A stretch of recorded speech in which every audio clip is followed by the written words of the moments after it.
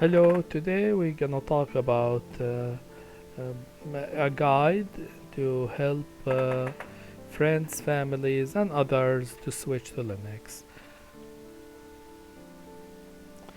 Uh, of course, Linux is a free and open source, and it works on most computing devices, regardless of age and capacity. As they say, many Linux users say this Linux work on a.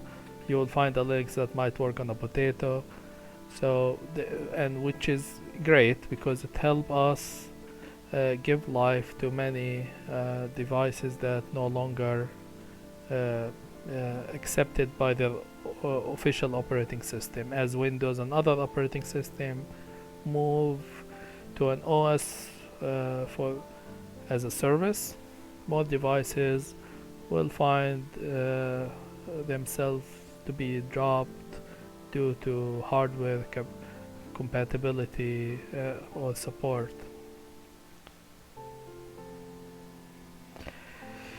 So, who's this?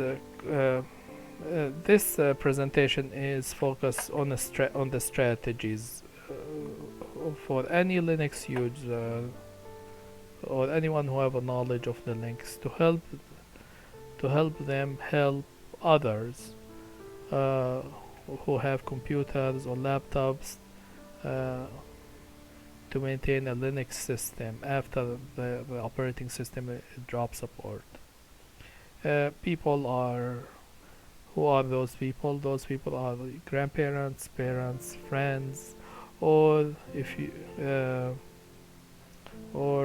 you work with mutual aid, for example, and you refurbish computer for the young people to to help them have computers so they can use for school or to find work. This strategies also will apply. Uh, the first strategy here is uh, assess the machine. And there are two things that I will look for before I assess the machine. The overall condition. So the machine keyboard, is it bad? If the machine doesn't light up, the electricity on it is bad. Is it worth it overall to fix? That is one way to assess a machine. So, but you can still have a solid machine, but you need to also assess the CPU, the RAM, the hard drive, and whether update is a good option. For example, if you have an old Chromebook, you are refurbishing a machine for a family member or as a mutual aid, and you get like a bunch of Chromebooks. Usually, of course, CPUs on laptops, they hardly you I ran in 1 year. I ran one laptop that you can change a CPU on it. So most CPUs will never change on the laptop.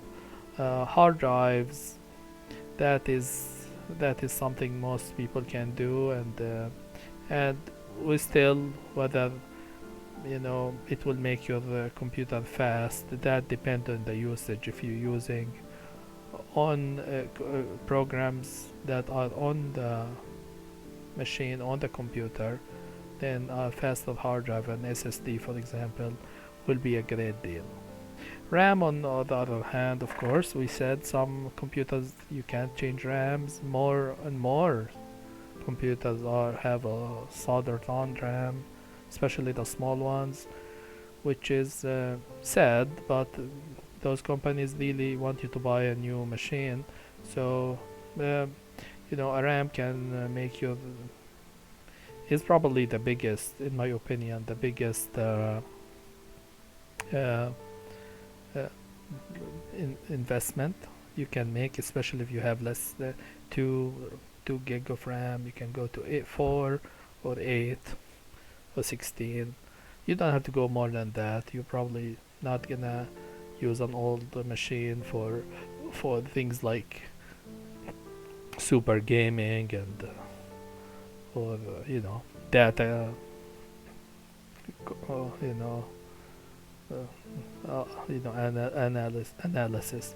So we will say here, I wanna also stress that in my experience, if you have an old CPU, a dual core, two thread dual core CPU, if it's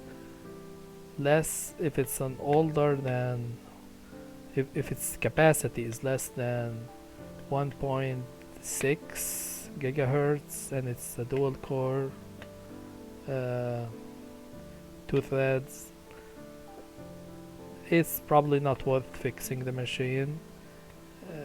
But if you can run a computer and it will run fine if it have an old CPU that is above that, and most computers 15 years old computers or even 20 years old computers have better CPUs that is stronger than that. So that's not usually not a problem, but just be aware of it. So uh, so those things. So you looked at the machine, the condition overall, if it's worth it.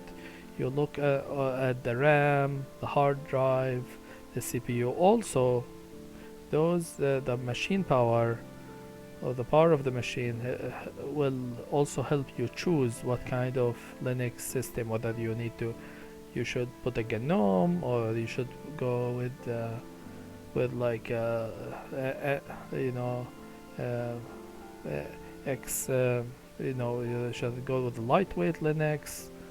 That that will come and play in this case.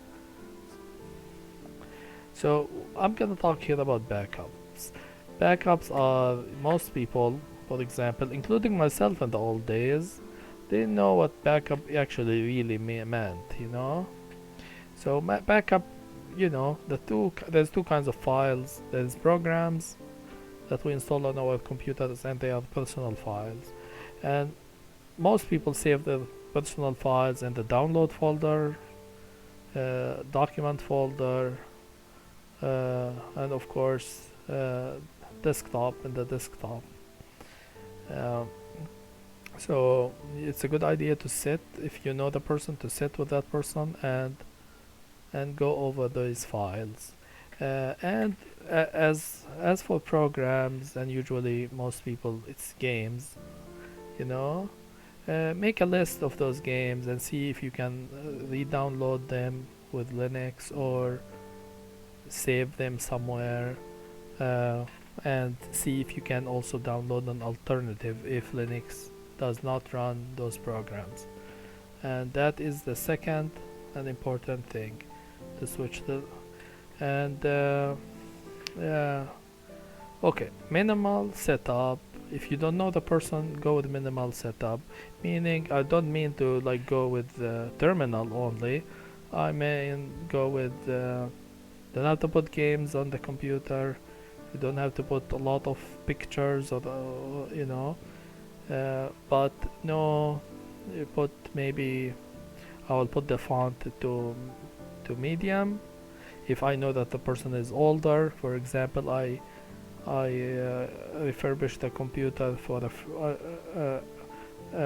friend, a brother of a friend of mine who is in a nursing home, and I made sure the fonts are big, large, so he can, because I have the problem of seeing seeing icons that are small, and I installed, I think, MX Linux on that computer, and I made sure the fonts are large, so I didn't do crazy coloring, or I put basically LibreOffice on it. It had LibreOffice built into it.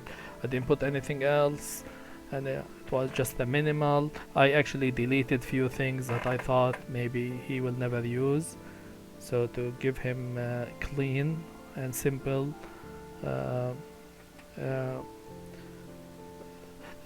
computer to use. Reinstall backup files and make sure you keep another backup in an USB or whatever. And these are the strategies. So remember, assess the condition of the computer. Uh, See if you need or have to update anything, if you can. Uh, and of course, the condition after you assess will be the reason for you to it will help you decide which Linux distro to use. Do the backup. There are two kind of backup programs on your device and files. Most people save their files in the desktop or in the download folder or the document folder. Um, make a list of programs they use and see if you can install them or re-download them or use an alternative program. Minimal setup, especially for people you don't know.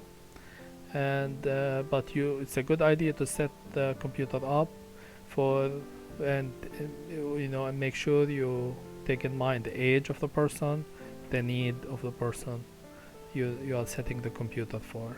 Reinstall the backup, and that is it. And I hope this very simple um, presentation will help you help others. You guys have a good day.